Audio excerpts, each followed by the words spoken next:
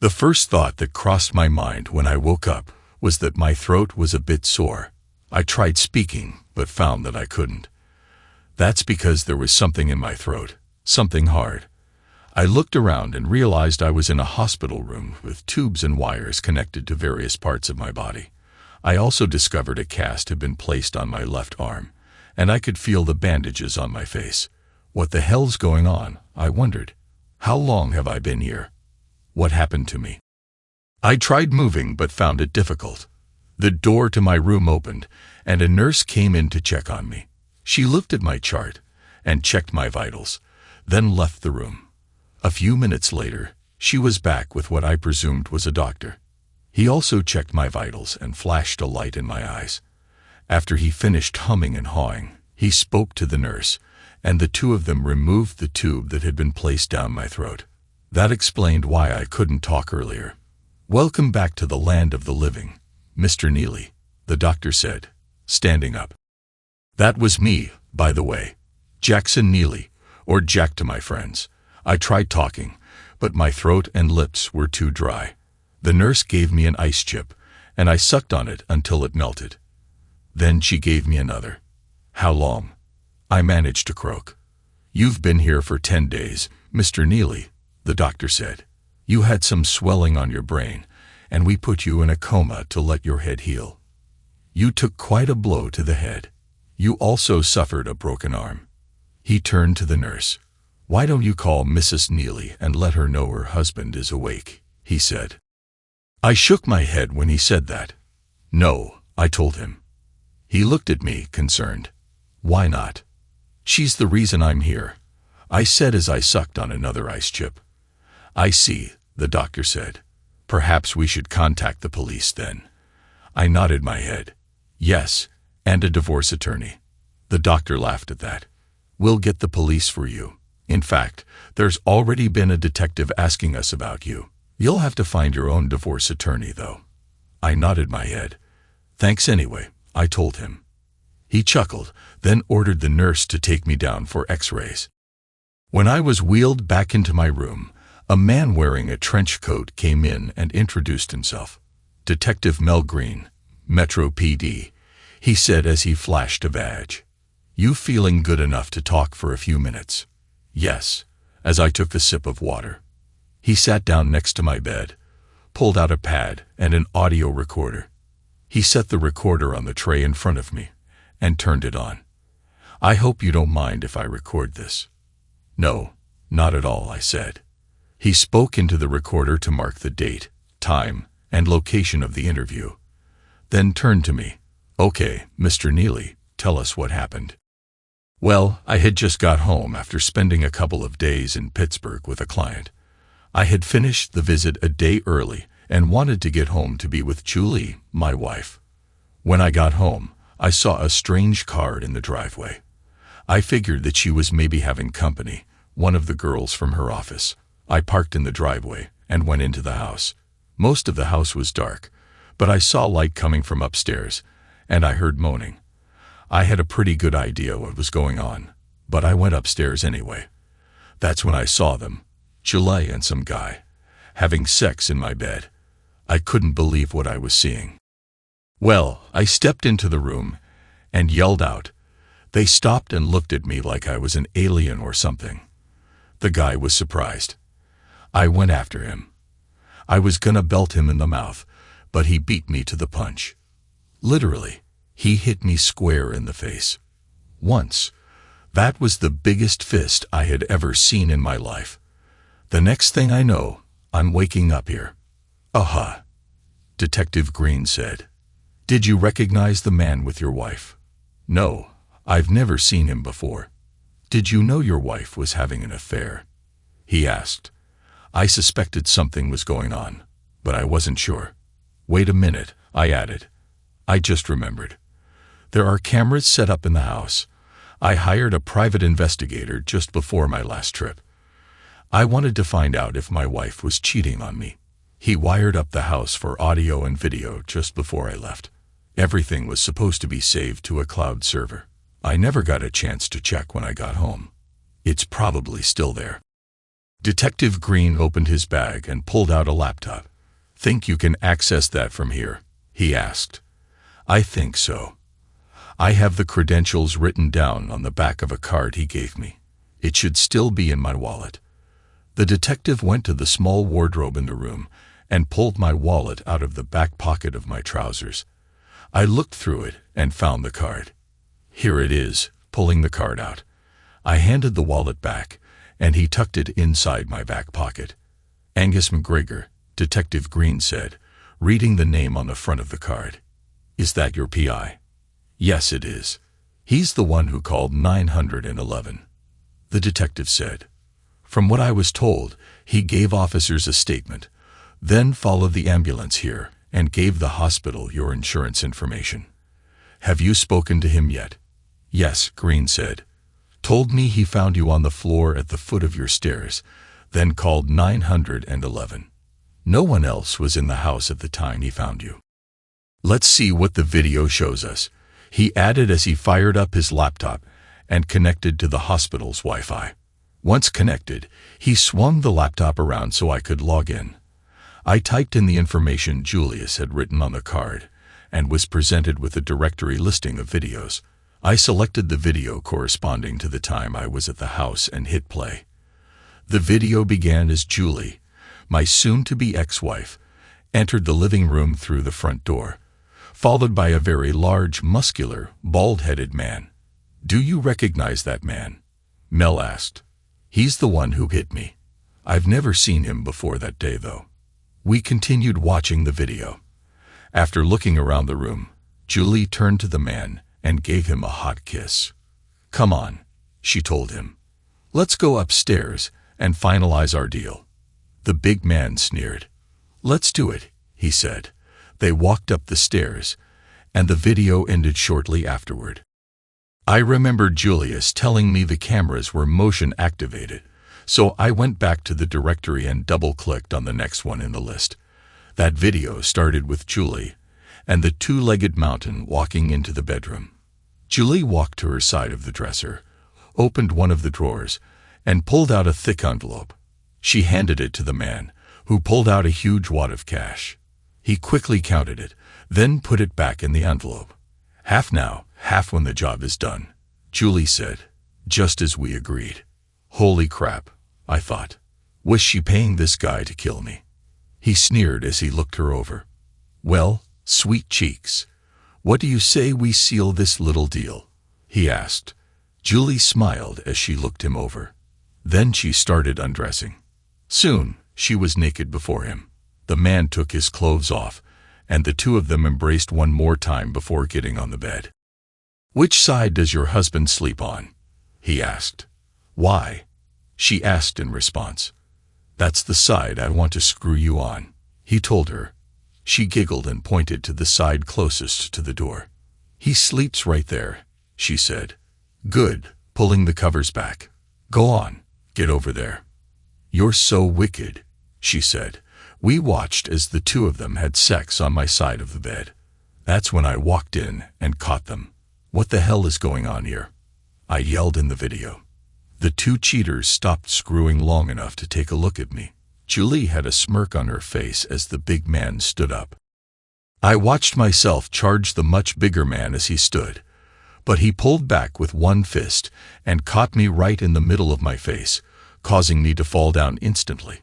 Then he picked me up by my collar and hit me again, and again, and again. He hit me in the face several times, then dragged my limp body out of the room. Julie got out of the bed and followed, not bothering to cover herself. The video ended at that point. I went back to the directory and selected the next video. That video showed 3 sets of feet at the top of the staircase. One set of feet, mine, was the only one with shoes. The big man picked me up and literally threw me down the stairs.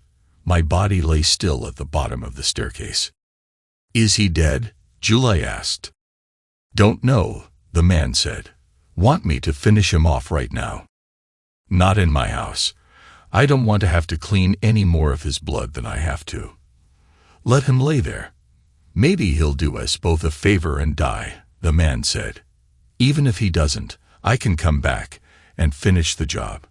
Let's get out of here. We can finish what we started at my hotel room. A couple of minutes later, July and the man came back down the stairs, dressed, and walked out of the house, stepping over my body.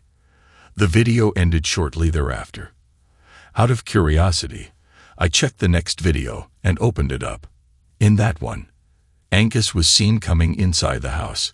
He checked on me, then pulled out his phone and called 911. He sat next to me until the paramedics and police arrived. I ended the video and checked the directory. There were no more videos after that. Whatever the cheaters had done, they apparently chose to do it somewhere other than the house. What now? I asked. Well, we need to find your wife and her accomplice and arrest them. You sure you've never met that man before? No, never. You sound like you know who he is. His real name is James Hammond, Detective Green said. He goes by Jimmy the Ham. He's a hitman wanted by the feds for a string of murders. He's well known for killing his victims with his bare hands after he cuckolds them. You're darn lucky to be alive. I just can't figure out why your wife would want you dead. From what I know, you're basically a salesman. Account representative, I said, correcting him. I travel a bit, and I do some sales, but most of my job is keeping customers happy by keeping them profitable. Any problems in the marriage? Green asked. Not until recently, I told him. Are you one of those guys who play around when he's out of town?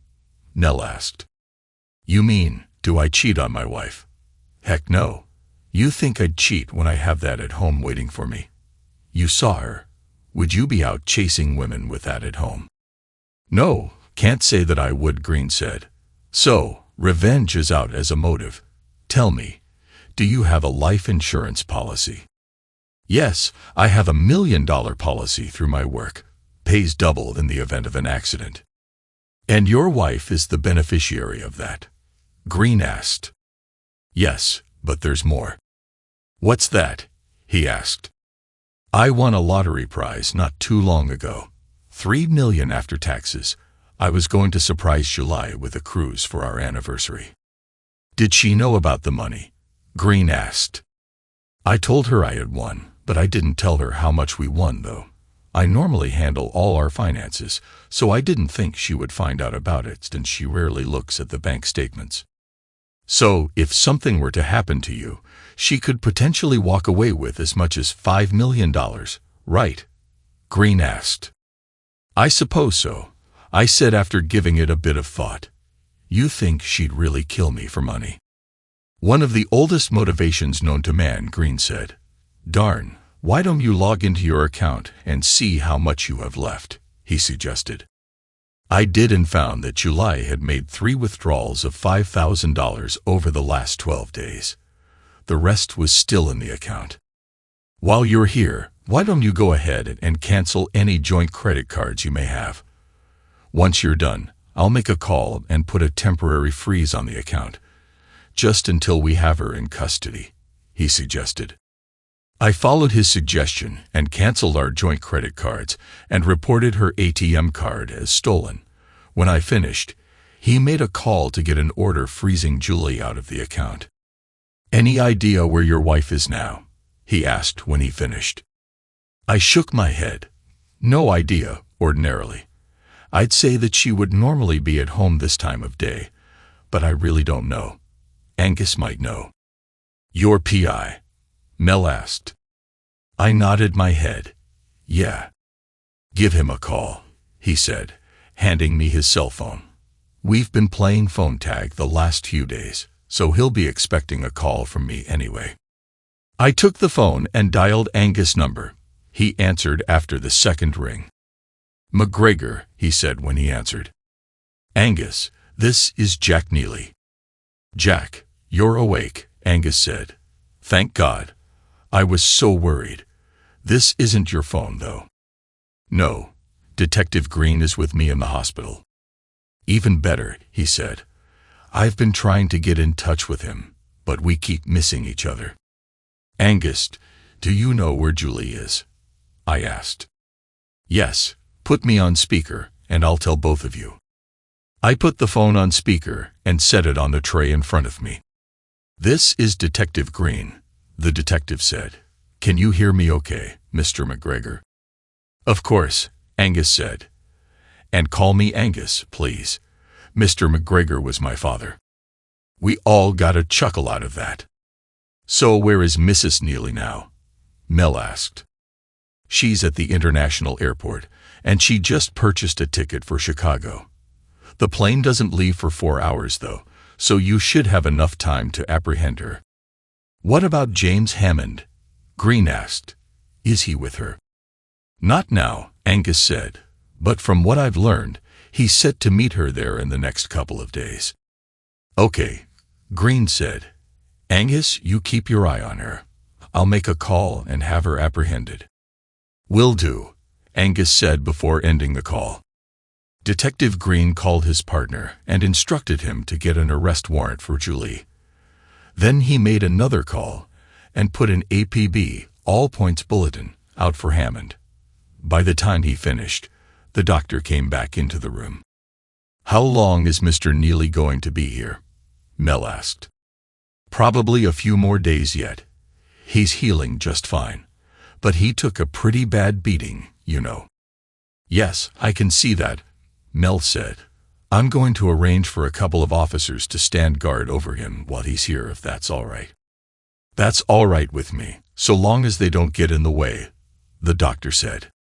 Good, Mel said in response. He turned to me before speaking. You take care of yourself, Jack. We'll be in touch. Call if you need anything. Thanks, Detective. My pleasure, he responded, standing up. Miss Hawkins, good to see you again. Good to see you too, Detective Green, she said with a smile. After he left the room, I looked at Alicia. I take it you know him? I asked. Yes, I represented him in his divorce, she said. So I'll get this worked up and have your wife served in jail. Let me get you a check for your retainer. Would you mind grabbing my wallet out of my trousers, please? Not at all. Retrieving my wallet, I have a habit of keeping a blank check in my wallet for emergencies, so I pulled it out and wrote it for the amount she requested. She smiled as she accepted the check, then placed it in her briefcase. We'll be in touch, Jack, she said as she stood up. Good luck to you. Thank you for your help, I said. I watched her walk out the door, then turned my attention back to the television. All good things must come to an end, the saying goes. After a couple of weeks, the doctor said I had healed enough to go home. In that time, I received several visitors, friends, and colleagues from work, Angus and Detective Green, who kept me in the loop about the case against Julie and the ongoing manhunt for Hammond. Mel told me Sylvester had been charged with conspiracy to commit murder. Julie was served divorce papers while in jail and decided to accept the end of our marriage without a fight. Alicia told me she signed the papers without any argument whatsoever, which surprised me. In 60 days, I would be a free man, she said. I got the house and all of our assets. Julie would be allowed to keep her car, clothes, and personal items. I called her parents, and they arranged to pick everything up. What they did with it after that was their business. Angus picked me up from the hospital and took me home. Just curious, do you have a gun? Just an old shotgun my dad gave me when I was 17, I said. It was a present for my birthday, and my dad would take me out shooting trap and skeet. Those were some of my happiest memories. I still had the shotgun, but I hadn't fired it in quite a while. It sat, oiled up, in my locked gun case. I also had a box of shells for the thing. Why? I asked. Hammond's still out there. You may want to keep it handy. Crap, I thought. That night, I pulled the old shotgun out and gave it the once-over. It was in good shape, even though I hadn't used it in a long time. I pulled out the box of shells and loaded it up. I thought about sleeping in the master bedroom, but I couldn't, not after what I had witnessed there before. So I slept on my recliner in the living room, the loaded shotgun within reach. It turned out that was a wise move. I woke up late that night after I thought I heard some scratching outside the house. I grabbed the shotgun and looked around from where I sat. I only had one good arm, so I decided to use my left arm, which was still in a cast, as a rest for the shotgun. I looked and thought I saw a silhouette of a large man just inside the sliding glass door that leads into the backyard. As I looked, the silhouette moved, and I saw a large pistol in one of his hands. Apparently, he hadn't seen me yet. Otherwise, I would probably be dead. I thought I'd get the drop on him, so I reached over and flipped the switch on my lamp. When I did, I saw him, James Hammond, and he was armed. He looked at me, surprised. I saw him start to raise his pistol, so I brought up my shotgun and let him have it. He fell back against the screen door, nearly taking it out of its tracks. In the process, he fired a round from his pistol, but his bullet ended up in the ceiling. I got up, pumped another round into the chamber, and fired again. That round hit him square in the chest and put his body through the screen door. I saw him lying on my deck, blood pouring out from his body. I picked up the phone and called 911. I pumped another round into the chamber and walked slowly to the door. I stood over his body and was about to put a third round into him when I saw flashing lights. Soon, the place was filled with officers, their guns drawn. I put the shotgun down and raised my hand so they could see I was unarmed. One of the officers checked Hammond for a pulse and shook his head. Another officer called for an ambulance. I spent the next hour or so giving my statement to the officers. Just when I thought it was all over, the ambulance arrived. Detective Green drove in behind the paramedics. The paramedics checked Hammond and put his lifeless body in a bag. After zipping it shut, they put it on a gurney and took him away, stopping only to let Mel look at Hammond's face. "You all right?" he asked me. I nodded my head. I was still a bit shaken by the whole experience. I had never shot a man before, and I certainly had never killed anyone. Until that night, the only thing I had ever killed was a clay pigeon. "Yeah, I'll be fine." Mel turned to the other officers in the house before speaking. "You fellas just about done here?" he asked. "We're wrapping it up now, Detective," a sergeant told Mel. "Good," Mel said. "Make sure I get a report on this ASAP." "Will do," the sergeant said. Mel turned back to me. "How about I buy you a cup of coffee after they're done?" he asked.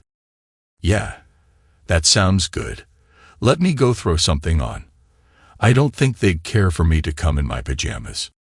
"Probably not," Mel said. I left the front room and headed upstairs. After changing into a pair of jeans and a t-shirt, I went back down. The other officers had just left, and Mel was waiting for me. "Ready?" he asked. "Yeah, I'm ready." We left the house and got into his car. He drove us to an all-night coffee shop not far from the house. We went inside and ordered our coffee. It had been a while since I had a caramel mocha, so I ordered one, a large. Mel chuckled as he paid the tab. "Thought you said you wanted coffee," he joked. "Not liquid candy." "Been a while since I've had one of these, so I thought I'd treat myself," I told him. We sat down and took a sip of our drinks. "How you holding up?" he asked. "I am okay, I guess," I said. "Never shot anyone before." "I know how you feel, Jack," he said. "You ever kill anyone?" "Yeah, the first time it happened. I nearly threw up. I was just a rookie cop right out of the academy. Hadn't been on the beat for a whole month. Like you, I knew it was either him or me. And I was determined that it wouldn't be me put into a body bag." "And you had the benefit of training," I said. "Yeah, well, I don't think you can ever truly train anyone to handle something like that," he said. "You got lucky. You know that, don't you? Hammond was a trained killer." "Yeah," I said quietly. "I know." "Well, the important thing is that you're alive, and he's not," Mel said. "Fortunately for you, we have castle laws in this state, so you won't be prosecuted." "Thank goodness for that." Mel smiled as he chuckled. He pulled a card out of his pocket and handed it to me. I read the name on the card, Dr. Rose Carlson. I think you should give her a call, Mel said. She's the best counselor in the business. If anyone can help you get through all this, she can. Thanks, I'll do that, I told him, putting the card in my shirt pocket. We sat for a while, drinking coffee while talking about various things. Fishing, football, general guy stuff. After we finished our drinks, Mel looked at his watch. I gotta get back to work, he said. You ready to head out? I'm ready, I told him. We threw our empty cups in the trash and left the coffee shop. He dropped me off at my house and wished me well. Don't forget to call Dr. Carlson. I'll be in touch. Thanks again, Detective Green, I told him. I watched him drive away, then went back into my house. I tried to get some sleep but was unable to. Finally, about 7:30 a.m., I got up, showered, and ate some breakfast. I decided there was one thing left for me to do. After making a call, I went to the county jail where Julie was being held. I sat in the visiting area and watched as Julie was brought out. She looked tired, and the orange jumpsuit she wore didn't do much for her at all. She sat in the chair across from me and picked up the phone on her side of the plexiglass partition between us. I picked up the phone on my side. Hello, July, I said. Hello, Jack, she responded. What do you want? I signed the papers. You've got everything now. I want some answers, I told her. How long has this been going on with Sylvester? I guess you're entitled to know, she said. Not very long. Maybe 2 or 3 months. Why? I asked. Was I not a good enough husband or lover? Was it something I did or said? Why would you rip out my heart like that? I don't know, she said. I guess I was taken in by his charm. I know we talked about having kids and I was scared. I was afraid I'd get fat and ugly, and you wouldn't find me attractive anymore. That's nonsense, Julie, and you know it. That doesn't excuse what you did. There has to be something else. What is it? Was it the money? Julie looked down, sheepish, before answering. Well, I guess so, she said. Sylvester told me we could use that to run away and start fresh. Maybe take a cruise around the world. Is that why you decided to have me kill Julie? I asked. Sylvester said he could arrange it so I would get all of the money, plus your insurance, she said, without having to pay big bucks for a divorce. And he put you in touch with Hammond? I asked. She nodded her head. Did you know Hammond was Sylvester's uncle? I asked. Again, Julie nodded her head. Yes, she said. So why screw Hammond? And in our bed? I asked. He said he'd give me a discount if I screwed him in our bed. That's when you walked in and caught us. And you just left me for dead, I said. Tears fell down Julie's cheeks as she nodded her head. Yes, she stammered. I am sorry. Hammond is dead, I told her after an awkward silence. She looked at me, shocked. What do you mean dead? She asked. He came by to finish the job you paid him to do. I killed him when he broke into the house. How? She asked. The shotgun my dad gave me when I was a kid blew his rear right back out the door. I forgot all about that shotgun, she said. She looked at me with sad eyes. I'm so sorry about everything. Do you think you can ever forgive me? I laughed out loud, loud enough to catch the guard's attention for a moment. You gotta be kidding me, July, I said. No, I will never forgive you for what you did, and from what I understand, you'll have the rest of your life to think about it. I hope it was worth it to you. Goodbye, July. I hung the phone back up, not wanting to hear any more from her. She slowly hung her phone up and looked at me with tears in her eyes. I got up, turned around, and walked away. The next 2 months went fast. It took a while, but I finally got everything I wanted packed and out of the house. After doing some minor repairs to the place, I put it up for sale and bought a nice condo not far from my office. I was called to testify in Julie's trial, as well as Sylvester's. It didn't take the jury long to find them both guilty of all charges. A week later, I was asked to address the court for Julie's sentencing. The judge thanked me for my time and sentenced Julie to life in prison, without the possibility of parole. Sylvester also got a life sentence. It turned out I had a life sentence as well, but mine wasn't served in prison. Julie's cheating and attempt to have me murdered affected me worse than I thought it would. My body had healed, but I was a wreck emotionally. I spent the next 2 years in counseling with Dr. Carlson, who said I was suffering from a form of PTSD. I worked, came home, ate, watched television, and went to bed. I hit the gym 3 times a week and went to counseling once a week. That was my life. I couldn't even bring myself to go out or ask a woman for a date. I just didn't trust anyone. As for sex, well, let's just say I watched adult movies from time to time and got very acquainted with my right hand. Finally, Rose suggested I put my fears aside and ask someone out. I considered it for some time before I finally screwed up enough courage to take that next step. But I wondered, who should I ask out? There were quite a few women in my office who had expressed an interest in me, but I was concerned about dating coworkers. Finally, one day I decided, to heck with it, and asked Rhonda, a colleague who worked in a different section of the company, out for dinner. To my amazement, she accepted. We had a great time, and I felt more relaxed with her than I originally thought I would. We didn't have sex on that first date. That happened after the 3rd date, and she rocked my world. We've been dating now for about 6 months, and things are going quite well. She's even introduced me to her parents, and we seem to get along just fine. Will I ever marry again? I don't know. One day, perhaps. For now, though, I'm just taking things one day at a time. Who knows what the future will bring? Thanks to everyone who took the time to listen to today's stories. If you enjoyed it, please consider liking and subscribing if you haven't already. Feel free to share your thoughts on the events in the comments below. Take care.